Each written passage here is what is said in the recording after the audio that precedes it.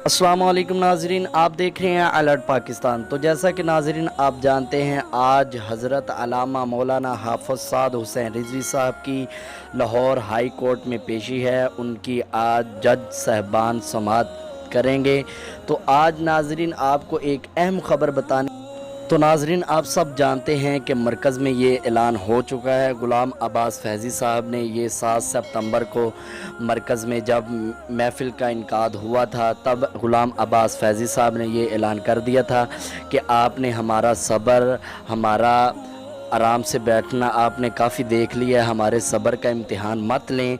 अब अगर आपने आज हज़रत अल्लामा मौलाना हाफ़िज़ साद हुसैन रिज़वी को रिहा ना किया तो आप ख़ुद ज़िम्मेदार होंगे। तो नाज़रीन वीडियो शुरू करने से पहले मेरी आपसे दरख्वास्त है कि चैनल को सब्सक्राइब कर लें और वीडियो को लाइक ज़रूर करें। आप सब जानते हैं जज साहबान फ़ैसला कर देते हैं मगर हुकूमत कोई ना कोई पंगा डाल ही देती है।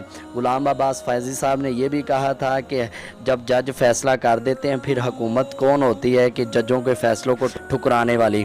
तो इस वजह से ये हुकूमत को चाहिए कि हाफ़िज़ साद हुसैन रिज़वी को बाइज़्ज़त बरी कर दे आज, वरना हुकूमत ख़ुद पछताएगी कि हमारे साथ ये हुआ क्या है। हर कारकुन के लब पे यही नाम है कि हाफ़िज़ साद हुसैन रिज़वी को रिहा करो। कारकुन भी नहीं बल्कि दूसरे लोग भी यही कहते हैं कि हज़रत अल्लामा मौलाना हाफ़िज़ साद हुसैन रिज़वी को रिहा किया जाए। उन्हें बेगुनाह उन्होंने जेल में रखा हुआ है और उन पे जुल्म और तशद्दुद कर रहे हैं।